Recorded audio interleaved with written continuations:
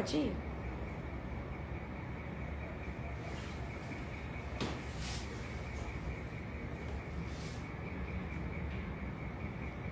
Boa noite a todos. Vendo aqui um monte de gente conhecida. Vou dar 2 minutinhos exatamente, só para o pessoal ir entrando aí, que hoje o tema é bem diferente do tema habitual. Então, eu acho que hoje vai ser bem interessante, que a gente vai discutir muita coisa fora do que a gente está acostumado a discutir. Um monte de gente conhecida aí, boa noite a todos, tá? Então é o seguinte, muitos já me conhecem, mas muitos não me conhecem. Se vocês puderem dar um ok se o áudio tá ok, tá bom? Porque eu tô falando aqui no meu tom de voz normal. Aí se tiver muito baixo, vocês dão um toque, a gente aumenta o tom de voz ou aumenta o fone. Então é o seguinte, muitos de vocês me conhecem, muitos já me conhecem há anos, muitos que estão aqui são meus pacientes, então boa noite a todos. Eu sou André Evaristo, sou ortopedista, minha subespecialidade é cirurgia de coluna. Então eu fiz, depois da faculdade, 3 anos de residência em ortopedia e traumatologia, depois mais 2 anos de residência em cirurgia de coluna pela Faculdade de Medicina do ABC.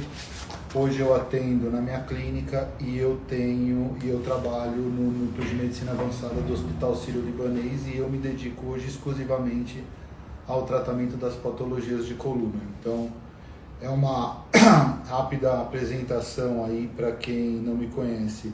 A Má Antônia Selfie, obrigado pela resposta sobre o áudio, viu, Má? Valeu, muito obrigado mesmo.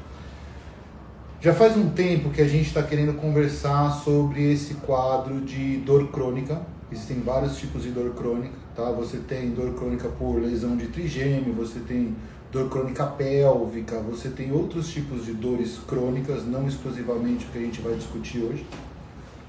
Hoje a gente vai tentar falar de dor crônica mais voltada para as patologias da coluna, então assim, já faz um tempo que a gente está querendo realmente discutir esse tema. O motivo da gente não ter introduzido esse tema ainda numa discussão assim mais aberta e mais ampla, basicamente foi pela sensibilidade que esse tema tem, pela sensibilidade que esse tema acarreta nas vidas das pessoas. Então, a gente esperou a questão das mídias sociais, do público, dos nossos seguidores, passarem por um amadurecimento maior junto à especialidade para a gente conseguir abordar um tema, assim por dizer, tão complexo. Antes da gente especificamente começar a responder as perguntas e falar das patologias em si, eu queria deixar uma mensagem aqui e uma orientação básica que é extremamente importante. Então, a gente recebe um grande número de pessoas que perguntam assim: se a dor tem um fator emocional ou se a dor tem um fator psicossocial. Sim, a dor tem um fator psicossocial e toda dor tem um fator psicossocial. E eu queria explicar para vocês de uma maneira bem simples a fisiopatologia para que vocês comecem a interpretar a coisa de uma maneira diferente. Então é o seguinte, o vídeo tá normal, aqui para mim caiu. Tá normal aqui. Então aqui é o seguinte, como que ela funciona? Você tem um neurônio que ele vai do ponto do estímulo até a medula. Na medula, você tem uma segunda intersecção e esse neurônio vai sair da medula e vai subir para o cérebro. Eu tenho um neurônio que está na ponta do estímulo, ele vai correr até a medula, na medula ele faz uma interligação e um segundo neurônio vai levar isso daqui até o cérebro. Quando ele chega no cérebro, ele vai ser analisado por 2 núcleos. Um vai fazer uma análise física, única e exclusivamente orgânica, e o outro vai fazer uma análise mental, uma análise emocional desse estímulo. E aí o cérebro vai decidir se o impulso passa ou se o impulso de dor é bloqueado. Então sim, toda dor ela tem um componente emocional associado. Aí vocês vão me perguntar, tudo bem, doutor André, prova para mim que isso é verdade. Vou provar para vocês de uma maneira extremamente simples. Se eu estivesse na presença de vocês, eu pego o braço de vocês e pum, dou um beliscão. Imediatamente isso vai gerar um estímulo de dor. Talvez, se sua esposa, ou seu marido, ou seu filho, ou seu cônjuge, no momento descontraído, vendo um filme de televisão, te fizer o mesmo beliscão brincando e é o mesmo estímulo, na mesma localidade e da mesma intensidade, isso não vai te gerar um estímulo doloroso. Vai te gerar uma cócega, um estímulo de prazer ou qualquer outro desse tipo. Então sim, toda dor ela tem um componente físico e ela tem um componente emocional. André, onde você quer chegar com isso? Que os acompanhantes ou as pessoas que convivem com pacientes que têm dor crônica têm que entender que independente disso, o indivíduo sente a dor. Então não adianta a gente discutir se tem um componente emocional nessa dor ou não. Porque aquela pessoa sente, aquela pessoa sofre, aquela pessoa tem um desconforto. Então é difícil a convivência com uma pessoa que tem dor crônica até você ter a solução do problema. Porque está sempre de mau humor, está sempre reclamando. Aí o acompanhante, o pai, a mãe, o irmão, o fulano só reclama, o fulano tem isso. Doutor, você acha que isso é emocional? Não importa se isso é emocional, se isso é orgânico, se uma parte é emocional, uma parte é orgânica. Importa que essas pessoas sentem aquela dor. Então eu costumo colocar um exemplo assim, uma criança, ela tem medo de escuro. Pô, mas é uma besteira ter medo de escuro. É uma besteira ter medo de escuro, mas a criança sente a sensação de medo. E a gente tem que respeitar, acender a luz, acalentar. Então, assim, a mensagem inicial e a mensagem mais importante da live de hoje é: apoiem, acompanhem, deem amor e deem suporte para os pacientes que têm dor crônica, porque não é fácil você conviver com esse tipo de patologia. Uma coisa é você sentir uma dor extremamente intensa que dure 1-2 segundos. Outra coisa é você sentir uma dor moderada que não passa com nada. Então, frequentemente, esses pacientes, eles fazem uso de tramal, opioides, morfina, metadona, oxicodona, todos os tipos de antidepressivo, paroxetina, duloxetina, venlafaxina, fazem abuso de corticoide, injeções múltiplas de corticoide, etc, etc, etc, etc e tal, e mesmo assim a dor não passa. Você tem pacientes em que eles chegam no consultório totalmente dopados, assim, sem conseguir falar, sem conseguir se expressar adequadamente. E isso é extremamente comum e extremamente frequente. Tá? Outra coisa, essas pessoas,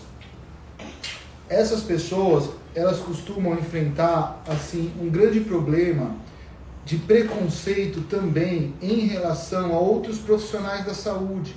Então você tem aqueles pacientes que precisam fazer uso crônico de morfina, uso crônico de metadona, ou uso crônico de outras substâncias. Ele está no auge da dor, ele procura um pronto-socorro e ele pede a medicação e ele é tratado até pelo profissional da saúde como um dependente químico. E quando você consegue resolver a dor dessas pessoas efetivamente, você acaba descobrindo que não, ele não era um dependente químico, ele estava tentando se aliviar de um sintoma excruciante e enlouquecedor. Então, assim, respeitem as pessoas que têm esse tipo de patologia, porque o primeiro passo para um bom relacionamento e para a gente começar a resolver esse problema é a gente entender esse problema, aceitar esse problema e a partir daí a gente procurar... Dá um beijo no pai, deixa o pai trabalhar. A gente procurar e buscar uma solução para esse tipo de patologia. Outra coisa que é muito discutido aqui é o que a gente chama, assim, tem até uma síndrome que a gente chama, é um nome em inglês, que é fail-back syndrome, que é falha dos procedimentos de cirurgia em coluna lombar, ou fail-neck syndrome, que são falhas do comportamento da coluna cervical. Existe realmente a falha do tratamento de coluna e muitas patologias de coluna, mesmo sendo operadas adequadamente, elas não vão ter o resultado esperado. Isso também é uma coisa que tem que ficar claro, isso também é uma coisa que vocês têm que entender. Tudo bem, minha artista? Um beijo. Agora deixa o pai trabalhar, vai lá. É o seguinte, a cirurgia de coluna, ela tem como principal objetivo descomprimir a medula, salvar os movimentos e reconstruir a estrutura de sustentação. Esse é o objetivo principal. Secundariamente, a gente também busca tirar dor. Mas o objetivo inicial, o objetivo primordial do procedimento é descomprimir a estrutura neurológica comprimida, refazer a estrutura e impedir com que essa lesão neurológica progrida ou evolui. Eu gosto muito de uma analogia que eu falo bastante lá no Núcleo de Medicina Avançada do Sírio-Libanês. Eu falo bastante mesmo, eu falo muito nos outros locais de atendimento, que é o seguinte: você tem uma hernia de disco, você tem uma espondilolistese, você tem uma sequela de fratura, você tem uma lesão que desestruturou o seu sistema de sustentação, que é a coluna que sustenta o tronco. Então a gente pode imaginar a coluna como uma ponte. Se a ponte vai desabar, não adianta eu trocar o poste de luz, não adianta eu pintar as faixas, não adianta eu melhorar a calçada para o pedestre, não adianta eu acertar o motor da ponte penso, a ponte vai cair. Então, a primeira coisa é a gente refazer a estrutura da ponte. Eu tenho que estabilizar a ponte, eu tenho que refazer a estrutura da ponte. A partir do momento em que eu reconstruo, que eu refaço a estrutura da ponte e que aquela estrutura é capaz de suportar o peso do organismo e permitir a marcha, permitir o movimento, permitir a atividade funcional, aí eu vou tratar o quê? A parte elétrica. Aí eu vou tratar a fiação da ponte. E a fiação da ponte é a medula e o neurônio. E a dor crônica é um desequilíbrio, é uma lesão, é um descontrole desse neurônio.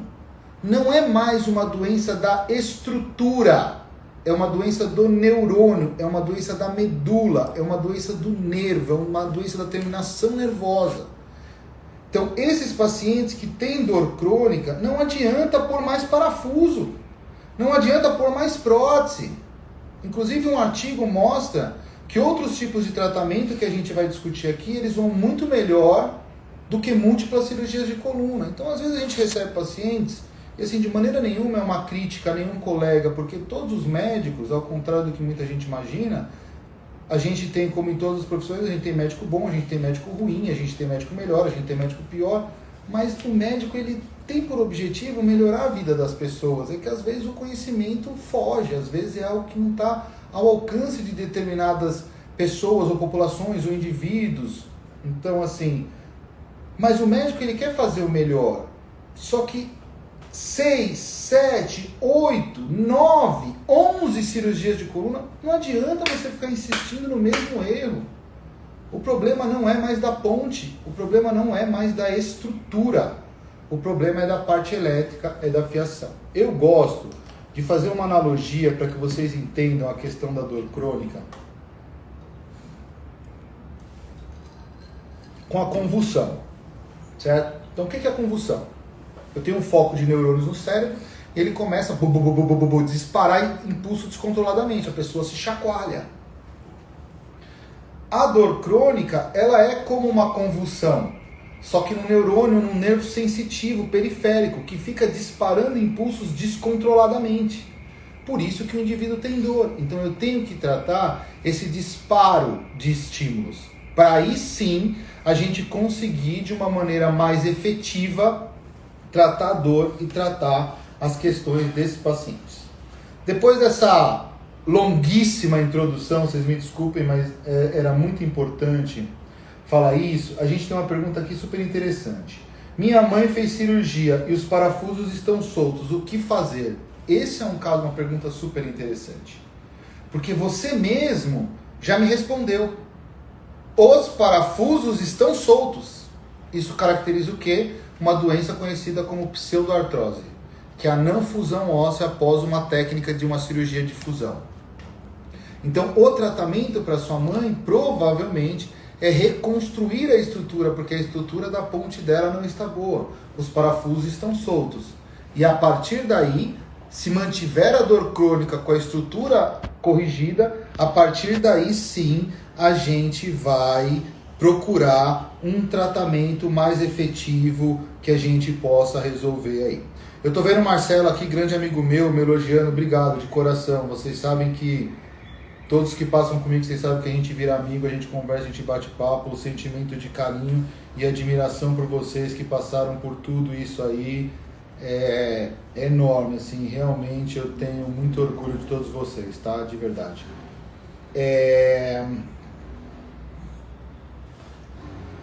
Uma paciente, uma pessoa aqui, ó, eu vou até falar o nome dela, Macaneirolena, ou algo assim, eu com certeza que não é assim, eu tô pronunciando errado, mas a questão é, eu tenho problema de coluna sério, os 3 médicos disseram que eu tenho que operar. Opera. Principal causa de dor crônica complexa e intratável. Demorou para operar. Você tem um nervo, você tem uma hernia de disco. Eu não vou entrar na discussão de hernia de disco, senão a gente não consegue discutir dor crônica, tá? Mas a sua pergunta é super interessante.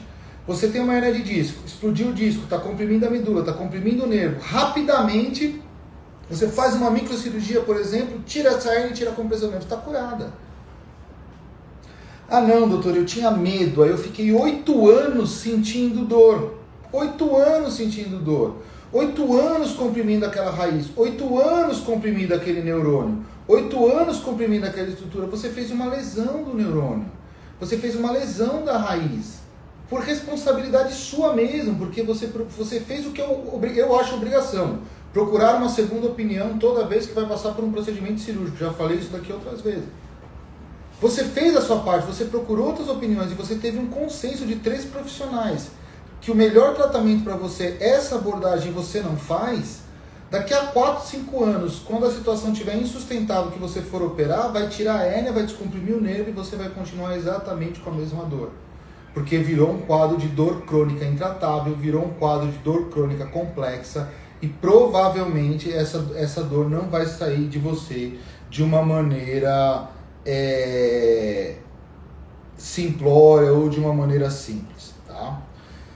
Outra coisa, quando a gente fala de tratamentos mais modernos para dor crônica complexa, o que a gente veio aqui para discutir de uma maneira assim um pouco mais específica são alguns procedimentos que a gente tem para ajudar a tratar esse tipo de dor. Então a gente vai ter bloqueios e infiltrações. Você pode ter, existem vários tipos de bloqueios e infiltrações. Você pode fazer infiltração de corticóide perto do nervo, você pode fazer infiltração de corticóide epidural, extradural, você tem várias aplicações de corticóides ou bloqueios que geralmente são guiados por tomografia para que você coloque a cânula de aplicação da medicação no ponto exato em que você quer fazer o approach, em que você quer fazer a entrega daquela substância, daquele material. Esse é um dos tipos de tratamento. Você tem outros tipos de tratamento que a gente chama de risotomias, que são procedimentos ou são queimaduras que você vai fazer no nervo sensitivo para matar o nervo sensitivo e deixar aquela região dormente. Eu recebi uma pergunta, agora há pouco, que eu estava revisando as perguntas de vocês, antes da gente entrar ao vivo aqui, de alguém que falou que tem espondilite anquilosante, está com a coluna quase fundida e sente dores horríveis. Se a sua dor for na região sacroilíaca, que é uma das regiões mais comuns de dor, que é na junção do sacro com o ilíaco, você talvez fosse um caso interessante de depois no exame, a gente avaliar a possibilidade de fazer uma queimadura, de matar essa sensibilidade, de matar a sensibilidade dessa articulação sacroilíaca. A gente pode comparar isso com um tratamento de canal de dente. Eu tenho dente e tal, tá comprimindo meu nervo, tá comprimindo meu nervo, tá comprimindo meu nervo. Eu furo o dente, tiro aquela pressão, tira aquela dor imediata e o dentista ou o cirurgião dentista ou bucomaxilo vai lá e mata a raiz do nervo. Aí deixa de doer. Esse é um outro ponto importante. Às vezes a gente tem pacientes que ficam com dor, aí ele fala, pô doutor, meu pé deixou de mexer, mas a dor passou. Claro, o tecido morreu, o tecido morto não dói. Então as doenças da coluna, por mais triste e desagradável que isso seja, elas podem causar lesões neurológicas irreversíveis, elas podem causar perda de movimentos irreversíveis, então é fundamental que vocês entendam a gravidade da doença que vocês têm e procurem um atendimento médico extremamente precoce. Aplicações de corticoides, anestésicos, analgésicos e de sensibilização de ponto gatilho. Esse é um ponto. Microcirurgias como risotomias, que são microcirurgias térmicas para lesões térmicas. Outro ponto. Risotomias pulsadas, que a gente diz, que são estímulos termoelétricos a raízes desordenadas, a raízes com impulsos anômalos, também é uma outra opção de tratamento interessante. Só um minutinho, porque eu não quero perder esse foco aqui, que eu preciso falar disso com vocês.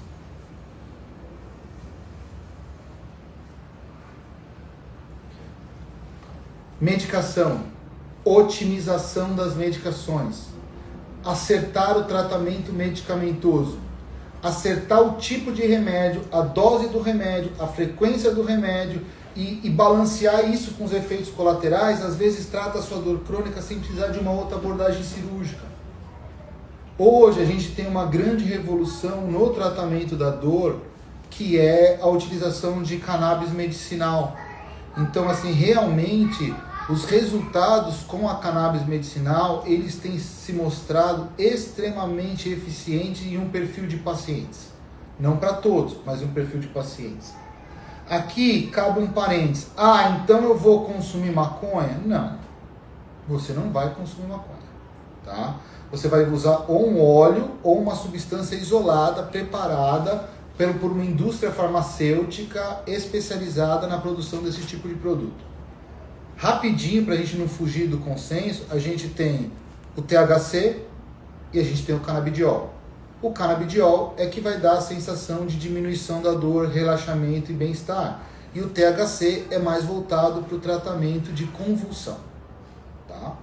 Então, a gente consegue variar as concentrações de uma substância ou outra, ou a gente pode optar pelo uso do óleo subcutâneo ou óleo aplicado na pele, e a gente consegue assim, como uma das maneiras de otimizar a medicação, trazer um bem-estar maior ou um alívio dos sintomas, evitando assim uma necessidade de uma abordagem mais agressiva. O que a gente tem hoje, sem dúvida nenhuma, de mais moderno e mais revolucionário no tratamento da dor crônica é a neuromodulação. É um dos temas assim que eu considero mais fantásticos e mais apaixonantes assim, toda a medicina é a neuromodulação. A neuromodulação ela vai consistir em algo mais ou menos assim. A gente vai fazer um implante de um eletrodo. Um eletrodo é um chip. Esse chip ele vai ser implantado colado na medula, colado ao saco dural. Silvia, você consegue dar pra mim um foco pra gente ver se faz uma imagem boa pro pessoal aí? Sim. Deixa eu ver se eu tiro aqui, ó. A gente tem a coluna com disco aqui. Aqui tá o chip, aqui tá o eletrodo. Eu vou introduzir ele dessa maneira aqui, ó. E ele vai ficar colado na minha medula. Isso pode ser feito na coluna torácica, na coluna lombar, na coluna sacral para alterações com bexiga neurogênica, na coluna cervical. Eu implantei esse chip. Passo esse fio por dentro da pele e lá embaixo, próximo do bumbum, próximo da nádega, embaixo da pele, a gente vai colocar um gerador. O gerador, ele é um computador de altíssima tecnologia, que permite milhões de programações possíveis e ele vai bloquear o impulso de dor, ele vai enganar o cérebro. Ele vai tratar o curto-circuito quando a ponte já está estabelecida. E isso daqui é a salvação para milhões e milhões de pessoas que realmente têm o retorno da qualidade de vida de uma maneira assim impressionante. Os pacientes que realmente respondem a esse tipo de terapia, respondem a esse tipo de tratamento, é uma coisa impressionante. Você tem uma pessoa, a pessoa faz 20 anos que sente aquela dor, não consegue andar e pisar o pé no chão de tanta dor. Você coloca um neuromodulador, liga, no segundo que você liga, a fáscias, não é face, é fáscias, a expressão muda completamente, a pessoa fala, nossa, pelo amor de Deus, eu tô curado, eu não sinto mais nada. Por quê? Lembra lá no começo, quando a gente estava falando daqueles focos de impulso descoordenado? No que vem esse foco, o eletrodo, o chip, pum, bloqueia esse impulso. Então esse impulso não chega no cérebro.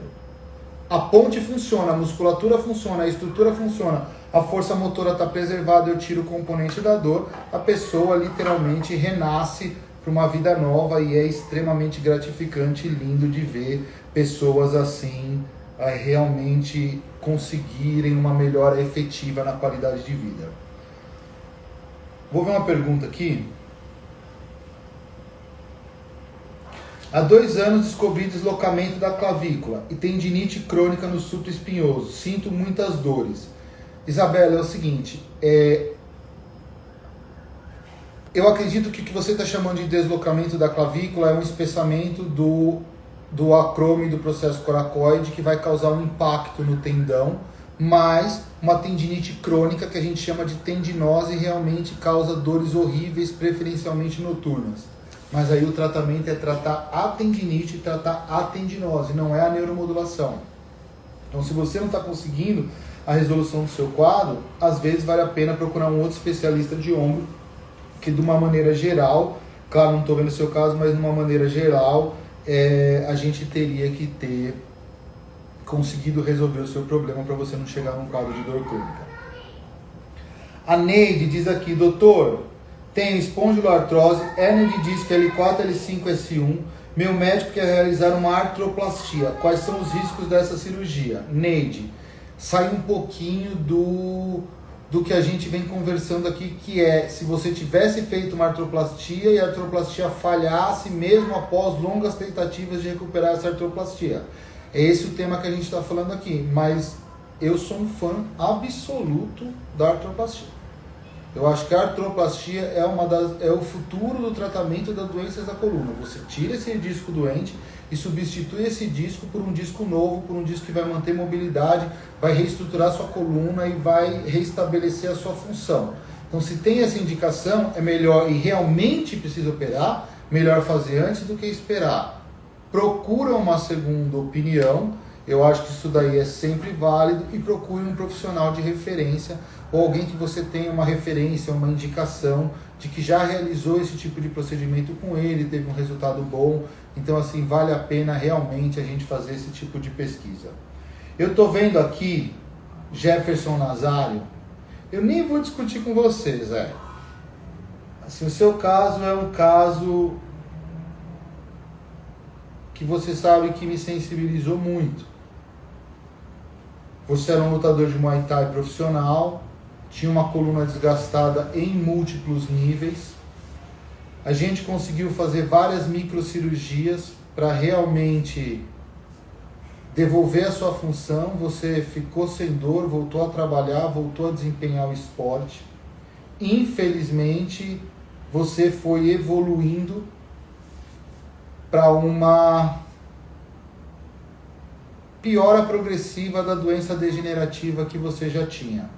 Eu gostaria muito, você sabe que eu tenho um carinho enorme por você, de ter realizado a segunda cirurgia em você, e eu não pude realizar por uma questão de operadora de saúde, por uma questão assim relacionado à fonte que custeou o procedimento. Se você já teve uma perda de movimento real por mais de 90 dias, sem recuperação de nada, e se tem uma eletroneuromiografia confirmando uma denervação, uma lesão neurológica grave, as chances de retorno dos movimentos são muito, muito, muito pequenas. Em especial se a eletroneuromiografia mostrar uma denervação total ou uma denervação completa.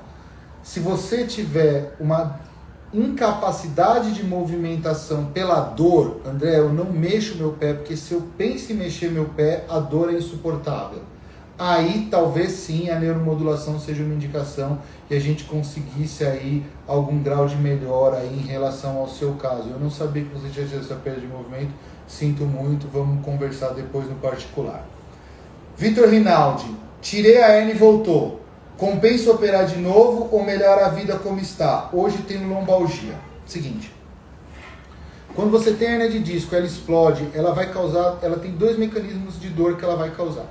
você tem a dor discogênica e você tem a compressão neurológica.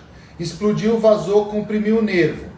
Tá causando aquela dor excruciante. Pô, doutor, eu tenho uma dor, começa na pontada do meu bumbum, meu desce até o dedão do meu pé e a minha panturrilha é horrível e a sensação que eu tenho é que a dor corre no osso. Tem que operar e descomprimir essa medula. Você faz uma microcirurgia, pelo que eu estou entendendo pela sua pergunta, você faz uma microcirurgia, você faz uma laminectomia, uma microdissectomia, uma endoscopia, uma cirurgia com microscópio e você tira essa hérnia. A chance dessa hérnia voltar na literatura para uma cirurgia com microscópio vai variar de 3 a 5% dos casos. Com uma cirurgia com endoscópio, com câmera, ela pode variar em 7 a 15% dos casos. Então não é incomum a hérnia de disco voltar. Uma vez que a hérnia de disco volte, eu, André, isso é pessoal, tá? Existe divergência, não gosto de abordar pela mesma via para fazer outra microdissectomia. Se voltar, eu prefiro partir para uma abordagem um pouco mais agressiva. Ou uma artroplastia, ou uma artrodese por via anterior, que todo mundo aqui sabe que eu gosto da via anterior e defendo, e não tenho dúvida que ela é melhor que a abordagem posterior, para a maioria dos casos, de abordagens mais extensas que precisem de implante. Mas, se a hérnia de disco voltou, teria uma indicação de ser reabordado. Outra questão. Tirei a hérnia, pum! Só que esse disco, ele está doente. Ele continuou degenerando. Ele continuou envelhecendo. E ele foi cada vez mais perdendo altura, perdendo altura, perdendo altura. Silvio, pega uma imagem boa aqui se eu estiver fora de foco. Ele foi cada vez mais perdendo altura, perdendo altura, perdendo altura, perdendo altura, perdendo altura. Perdeu altura, o que acontece? Instabilidade. Instabilidade, sobrecarga das articulações, dor lombar. Aí já é uma dor diferente, essa lombalgia, essa dor lombar baixa, pode irradiar para quadril e virilha e dar aquele sintoma assim, pô, eu levanto, trava minha perna, trava meu quadril, não consigo andar. Aí eu tenho que dar uns 3, 4 passos para que realmente eu vá voltando para aquele fluxo, eu vá voltando para aquele movimento, aí parece que eu encaixo e vou embora.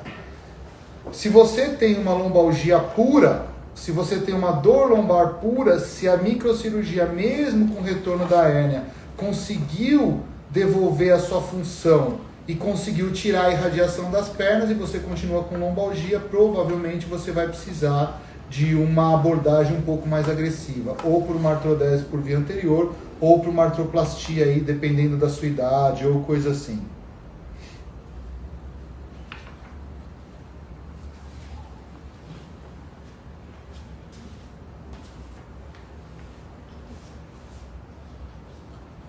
A Celinha está me contando aqui, tenho síndrome de Chiari, seringomielite extensa, escoliose torácica alta de C2 a T12. Recentemente fiz uma cirurgia descompressiva. Graças a Deus não sinto muita dor, mas aí eu não consegui pegar o resto da sua pergunta. Se você mandar de novo, a Silvia, minha assessora, está me ajudando aqui, ela tenta perguntar e a gente tenta avaliar. A Maca Neirolena está dizendo aqui, doutor, eu sinto muita dor e não tem remédio que passe. Então, você é um caso que vale a pena a gente avaliar, descobrir, entender, assim, individualizar o tratamento. A Neide está falando aqui, doutor, eu tenho espondilodiscoartrose, hérnia de disco L4, L5, S1, meu médico quer realizar, já vimos. Acho que eu não deixei de correr aqui.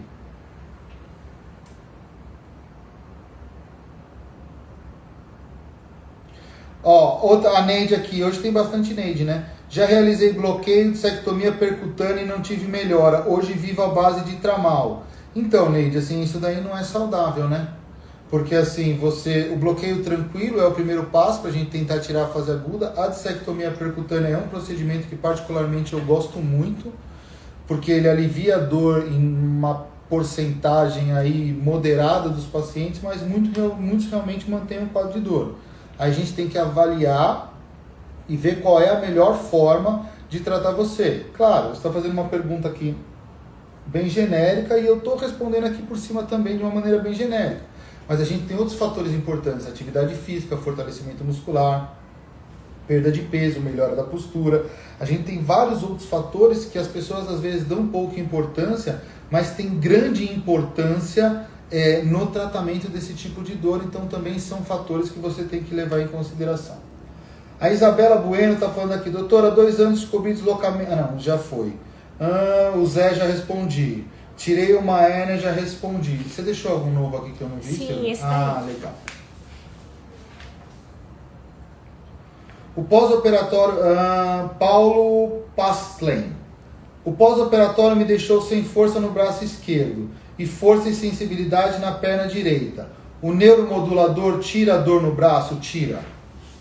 O neuromodulador ele vai muito melhor para aquela dor periférica de radiação do que para a dor central, cervical ou lombar, mas tira sim, tira de uma maneira efetiva e tira de uma maneira quase imediata se você realmente sentir, tiver uma resposta positiva a esse tipo de tratamento. A coisa funciona assim.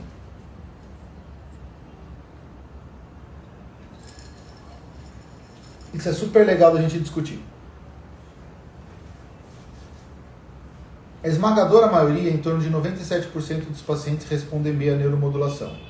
3% deles não gostam do estímulo. Não gostam da sensação de dormência que a neuromodulação causa. Para esse tipo de pacientes que não gostam da dormência ou da sensação que a neuromodulação causa, a gente tem outras programações de outras ondas em burst, que são outros tipos de onda que a gente consegue tirar a dor sem ter a dormência. A gente tem outros tipos de programação que a gente chama de high frequency, que também são programações extremamente complexas, que a gente também consegue tirar a dor sem causar dormência, sem causar o formigamento. E a gente tem os tipos de estimulação que a gente chama de tônica, que vai trocar a região da dor por uma dormência superficial. A grande maioria dos pacientes gosta dessa sensação de dormência superficial. Então ele tinha uma dor excruciante no braço e agora ele sente como se o braço estivesse relativamente dormente, como se ele tivesse calçado com uma camisa. Então ele sente que não é igual tocar na pele, e essa sensação é prazerosa para 97% dos pacientes. Mas existem outros tipos de solução. Outra coisa, quando a gente fala de neuromodulador, a gente vai falar de basicamente 2 tipos de gerador.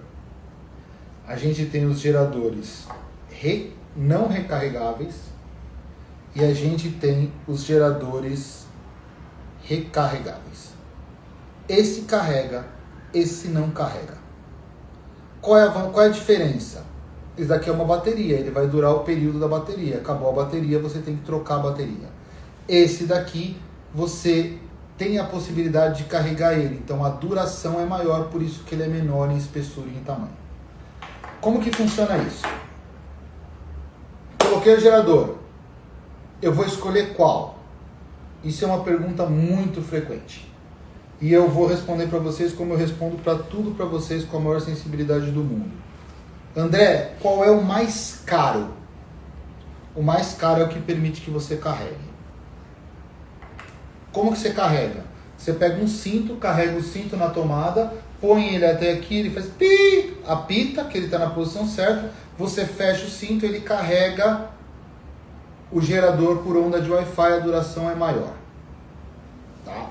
A bateria não. Coloca uma bateria, ela vai durar um tempo e depois ela para de funcionar. Qual é o melhor? Aí depende do tipo de dor, do consumo de bateria e do perfil do paciente. Imagina como seria super interessante se você pudesse comprar um telefone, um smartphone e a bateria durasse 3 anos e você não precisasse carregar. Você ia viajar para a Europa, para o Nordeste, para o Sul, você ia dormir fora de casa, você não precisava se preocupar em levar carregador, ter carregador no carro, nada disso, que a bateria dura anos. Então, o não recarregável, o que não permite carregar, mesmo ele tendo um custo inicial menor, ele é muito mais confortável para os pacientes usarem. O que permite carregar, por outro lado, ele vai ter uma durabilidade maior. Aí vem a segunda pergunta que o pessoal faz. Tá, André, mas é fácil trocar? É ridiculamente fácil trocar. Quando você coloca qualquer corpo estranho no organismo, ele faz uma cápsula, ele faz um invólucro ao redor daquilo. Faz uma anestesiazinha, corta a pele, o corpo cospe ele para fora assim. Você tira ele para fora, solta os fios, pega um novo, encaixa o fio,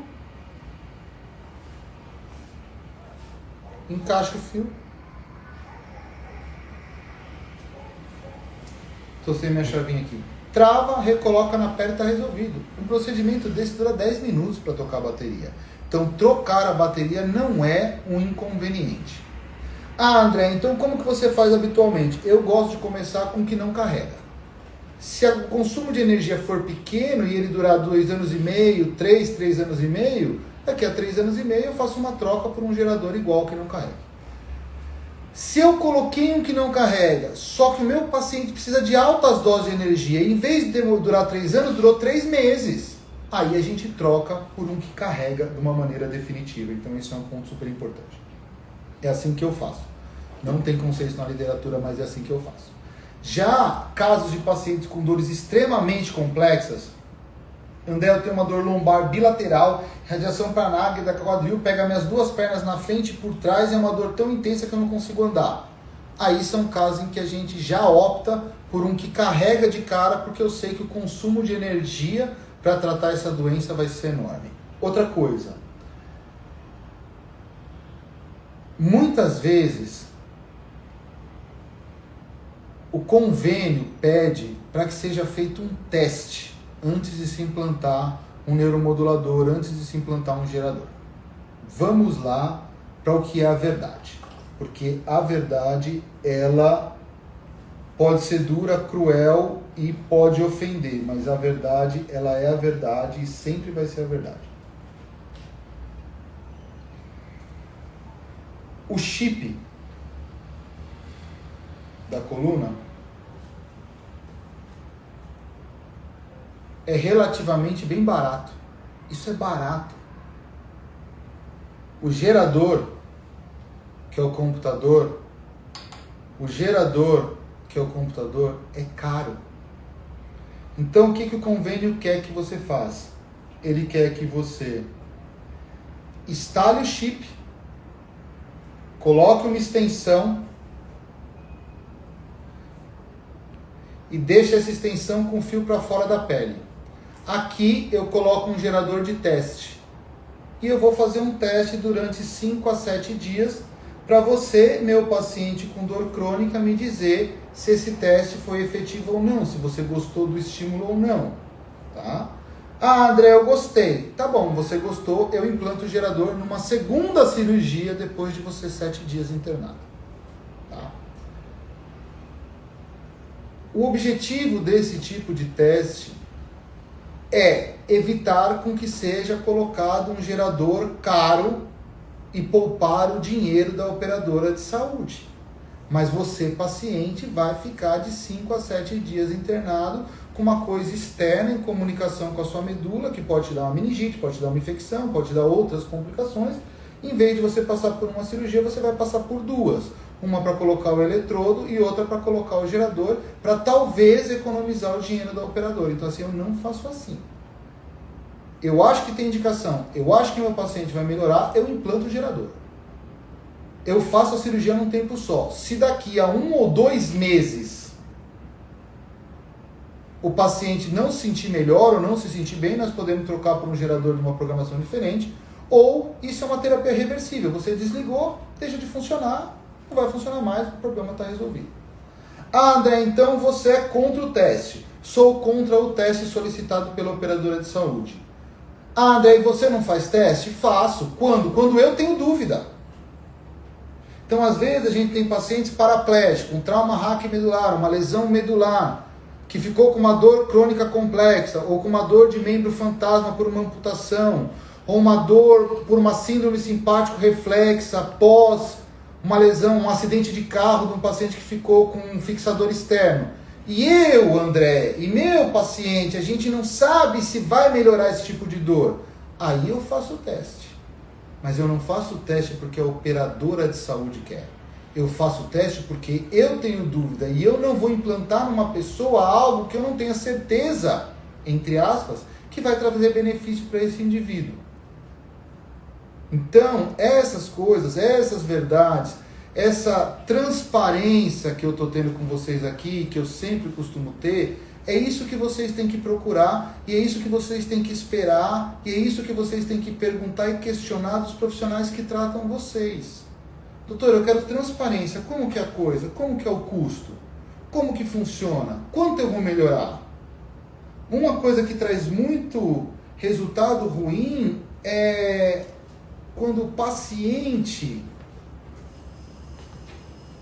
quando a gente, eu acho que é uma falha bilateral, eu acho que é uma falha do paciente, uma falha do médico, mas quando a gente não consegue colocar expectativa dentro da realidade, e às vezes o paciente tem uma expectativa de uma coisa que não vai vir, isso daí também é extremamente frustrante.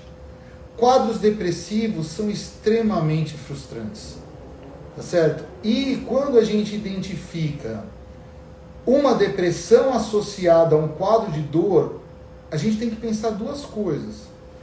Eu tenho um paciente que ele tem depressão e por causa da depressão isso está aumentando a intensidade da dor, é uma situação. Não, eu tenho um paciente que ele tem tanta dor que ele está deprimido. É diferente. Eu tenho uma doença que chama depressão que aumenta a intensidade da minha dor. Isso é um tratamento. O tratamento principal é tratar a depressão. Não, eu tenho uma dor insuportável e por causa da dor eu não tenho depressão. Eu estou deprimido de tanta dor que eu sinto. Eu tenho que tratar primeiramente como causa principal a dor. Não adianta eu tratar a depressão, porque o problema não é a depressão. O paciente não tem a doença depressão, ele está deprimido porque ele tem dor.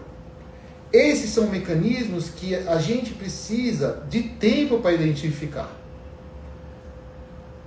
Não dá, ou é muito difícil, às vezes, numa consulta de 10 minutos, 15 minutos, que é o que você consegue fazer num atendimento ali corrido de pronto-socorro, você conseguir ter essa sensibilidade, essa percepção. Então, pacientes com dor crônica, eles demandam mais tempo. Você precisa conversar, você precisa entender, para você ver qual via de tratamento você quer seguir. Mas vejam, em nenhum momento eu falei que nenhum desses tipos eles têm que ser tratados. Só que o tratamento é diferente. E o familiar, que não é médico, ele tem que entender que aquela pessoa está sentindo aquilo. Então ela merece respeito, ela merece ser tratada.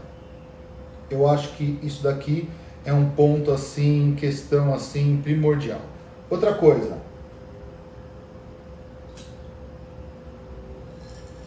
Tá, André, eu fiz um neuromodulador, eu fiz o neuromodulador, eu fiz a neuromodulação e eu não tive o resultado que eu esperava. Acabou por aí? Não. Acima disso, a gente ainda tem um outro tipo de tratamento ainda mais agressivo, que é a bomba de morfina. Então eu vou ali na medula, aqui nessa região, só que a gente começa lá embaixo, a gente faz a punção, não é isso, tá? Isso aqui é uma extensão, eu só estou usando como exemplo. Mas a gente faz uma punção e a gente vai colocar um catéter que vai ficar intradural, dentro da dura mater. Um aparelho semelhante a esse, só que é uma bomba de medicação, vai ficar implantada e a gente vai recarregando a bomba e a gente pode implantar morfina, a gente pode implantar outros derivados da morfina, a gente pode implantar baclofeno, que é uma outra medicação para espasticidade. A bomba de morfina ela vai muito bem para pacientes com metástases, pacientes tumorais ou pacientes terminais por cânceres metastáticos e difusos. Então isso também é a linha final de tratamento, é a linha final de opção acima da neuromodulação. Tá? Mas a questão da instalação da bomba de morfina para um paciente com câncer terminal ou para um paciente com câncer em múltiplas metástases, é nível A de evidência, o resultado é excelente, a melhora dos sintomas e do sofrimento é grandiosa. Para pacientes com doença de coluna, isso daqui tem que ser muito bem pensado, os prós e os contras, porque cada vez vai precisando de uma dose maior de medicação, de uma dose maior de morfina, etc, etc, etc e tal. O manuseio é difícil, as internações são múltiplas. Então, de uma maneira geral, bomba de morfina para patologias primárias da coluna não é uma opção que eu gosto de fazer, não é minha primeira opção e todos os casos demandam trabalho, a gente só realmente faz para pacientes extremamente complexos. mas a neuromodulação ela veio para ficar e para salvar a vida aí de milhares de pessoas que vêm sofrendo aí de maneira horrorosa. André, que o SUS cobre? No SUS faz. Todos os lugares fazem? Não. Veja quem é essa FENA7674 que está pedindo para eu responder a pergunta dela. Cobre. O lugar que eu sei que faz e que tem um grupo excelente é o Hospital das Clínicas, tem um grupo excelente de dor crônica e de neuromodulação. Mas é aquela coisa do SUS, a fila de espera é enorme. André, o convênio a operadora de saúde cobrem, tem que cobrir, faz parte do rol da ANS, eles cobrem a neuromodulação, eles cobrem todos os tratamentos para dor crônica. Às vezes dá mais briga, às vezes dá menos briga, às vezes tem que brigar com o convênio, fazer 30 relatórios, mas cobre. Talvez não cubra os honorários do médico, os honorários do profissional que você escolher, mas de uma maneira geral ele vai cobrir o procedimento e vai cobrir o aparelho, o eletrodo, o gerador, que realmente é o mais caro aí na condução desse tipo de cirurgia. A Beja Molina está dizendo: a minha cirurgia de neuromodulação foi anulada por alegar que sentiria mais dores. Eu não entendi muito bem a sua pergunta. Se o convênio negou dizendo que você sentiria mais dores, ou se o médico auditor negou dizendo que você sentiria mais dores, se esse for o caso, não faz o menor sentido. Ele é feito para tirar sua dor, não para te causar mais dor. Se a sua pergunta for voltada: André, eu coloquei o neuromodulador e eu não tive a resposta que eu gostaria, lembra, mudar a programação, associar medicação, fazer um tratamento, um fortalecimento muscular associado e trocar por outros tipos de geradores que produzem ondas diferentes da que você tem, para ver se você consegue um estímulo melhor, um estímulo mais específico, mais individualizado para você, e a gente consegue salvar a sua neuromodulação. E, na pior das hipóteses, a neuromodulação, como é um chip, como é uma máquina, como é um eletrodo disparando um impulso coordenado por um computador, você desliga o computador, é uma terapia 100% reversível. Você só fica e só mantém ela se você realmente quiser. Hérnia de disco extrusa calcificando o nervo ciático. Pode causar lesão de dor crônica? Pode. E o fator principal é o período que você sente dor. Se você está mais de 90 dias com uma dor lombar ou cervical, irradiação para membro, irradiação para arcos costais, sem alívio com medicação, sem alívio com tratamento, dor por mais de 90 dias, você tem uma chance muito grande de desenvolver um quadro de dor crônica. Então, se esse for o caso, se esse for a pergunta, é bom você correr atrás. Doutor, existe tratamento para compressão medular sem cirurgia? Não. Você pode ter uma compressão medular que não seja grave, que com uso de medicação, atividade física, fortalecimento muscular, bloqueios para alívio da dor, RPG, pilates, você consiga ficar sem sintomas. E aí, você não precisaria operar porque você estaria sem sintomas. Se você tem dor e tentou o tratamento não cirúrgico por mais de 6 semanas e não melhorou do sintoma de compressão, você tem que passar por um procedimento de descompressão. Como isso daí vai evoluir lá na frente ou não, eu não sei. Mas se você tem essa dor, você tem essa compressão e não melhorou, você vai precisar ser operada. Pro pessoal, muita gente aqui perguntando do consultório local de atendimento. Basicamente, hoje eu atendo única e exclusivamente no Núcleo de Medicina Avançada do Hospital Sírio-Libanês, tá? Quem quiser, entra lá no meu Instagram, vai correndo lá por cima, ou no Facebook, ou no meu site, que também tem no Instagram. Lá vai ter o contato, liga no núcleo, marca a consulta, a gente vê todo mundo com o maior prazer do mundo.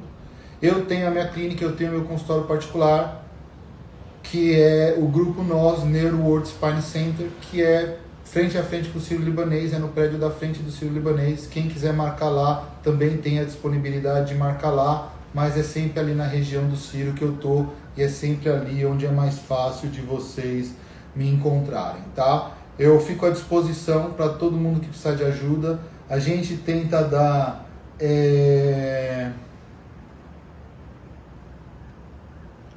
O tratamento mais humanizado e mais individualizado possível para cada pessoa que procura a gente. Nem sempre a gente consegue um resultado 100%. Eu gostaria muito de poder curar todas as pessoas que me procuram. Na verdade, eu rezo todo dia para Deus me ajudar a curar todas as pessoas que me procuram. Infelizmente, eu não consigo curar todas as pessoas que me procuram. Mas, na pior das hipóteses, eu consigo dar um abraço, dar um gesto de carinho, dar um apoio, estimular uma mudança de vida ou ouvir vocês. Se vocês quiserem só ir lá para conversar, a gente pode sentar e conversar e eu posso, com o maior prazer do mundo, ouvir vocês.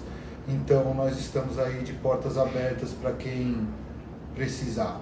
Outra coisa, agradecer de coração toda a minha equipe. Eu tenho uma equipe maravilhosa. Agradecer de coração a instituição e ao Hospital Sírio-Libanês por todo o apoio que tem me dado. Agradecer a todos os médicos e profissionais da área da saúde, não médicos, que ajudam a gente no tratamento das doenças e no tratamento das patologias. E eu vou deixar para vocês aí um beijo enorme, um abraço enorme. Queria que vocês soubessem que, independente do que vocês estejam passando, vai melhorar. E não percam a fé, porque a fé move montanhas, tá? E eu já presenciei a fé trazer resultados excepcionais, muito melhor do que qualquer médico terrestre seria capaz de fazer. Espero ter conseguido passar uma mensagem, espero ter conseguido dividir um pouquinho do conhecimento de dor crônica com vocês. Espero não ter magoado ou chateado alguém com alguma colocação. Se isso aconteceu, essa não foi a intenção, tá bom? Deixe os comentários, a live vai ficar gravada, para quem não pôde assistir depois. Um beijo de coração e a gente vai ouvir o que vocês quiserem aí para o próximo tema, tá bom? Boa noite, gente, eu vou ficar com a minha família, que eles também precisam de mim. Um beijo para todo mundo aí, bom descanso.